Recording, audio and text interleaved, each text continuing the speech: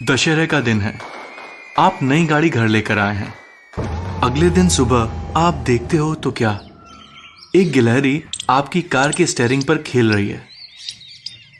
आपको शौक लग जाता है, इसलिए नहीं क्योंकि आपको गिलहरी पसंद नहीं है, पर इसलिए कि गाड़ी के आगे का कांच किसी ने रात को फोड़ दिया है। पर आखिर हुआ क्या था? Third Vampire Studios presents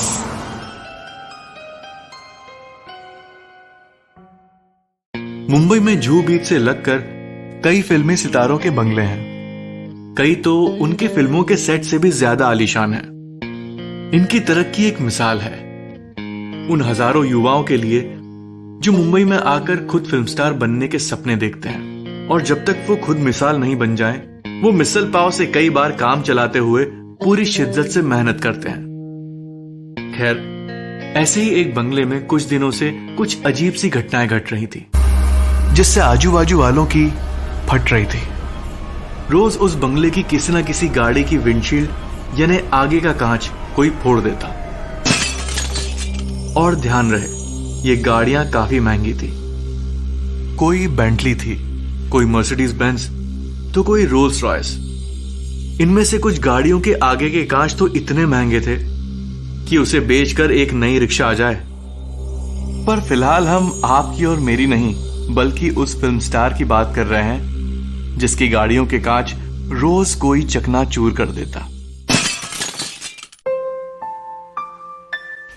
You are watching a Third Vampire Studios production. Third Vampire Studios All Out Horror। दरअसल बात यह थी कि कुछ दिनों पहले उस फिल्म स्टार को म्युनिसिपैलिटी वाले बताकर गए थे कि आप प्लीज अपने बगीचे में जो पेड़ है उसकी छंटाई कर दो, क्योंकि डालियों से और फलों से बंगले से लगे हुए फुटपाथ पर आने जाने वालों को खतरा हो सकता है। उस वक्त उस रिटायर्ड फिल्म स्टार ने हामी तो भर दी, पर बाद में जब एक गरीब पेड़ छांटने वाले ने उसे दिन भर के काम के 1200 रुपए मांगे, तब उसने साफ इनकार कर दिया, क्योंकि उसके हिसाब से ये काम 500 रुपए में हो जाना चाहिए था। उस गरीब ने समझाने की कोशिश की कि साहब, आप जब हीरो थे तब फिल्मों के टिकट केवल 5 रुपए थे, पर आज कम से कम 120 रुपए हैं। उस हिसाब से सोचो और कुछ तो ठीक लगा दो।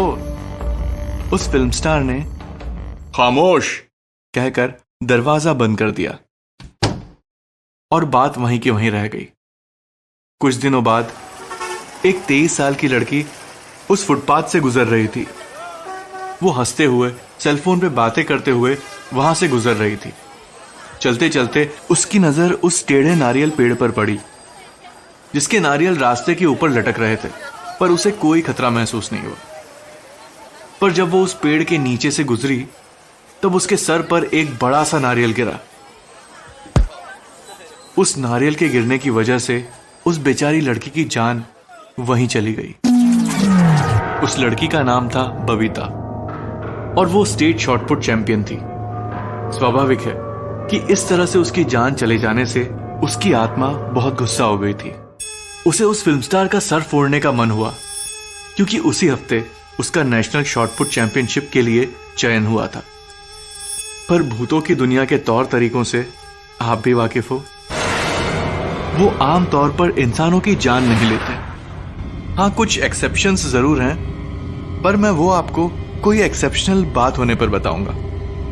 खैर, उस लड़की की आत्मा को बदला तो लेना ही था, इसीलिए उस दिन से वो कई बार उस फिल्म स्टार के बंगले पर आती है, उस नारियल के पेड़ पर चढ़ती है और नारियल उसकी महंगी गाड़ियों के कांच पर जोर जोर से फेंकती है। For more delicious horror bites, hit like and subscribe to our YouTube channel. You will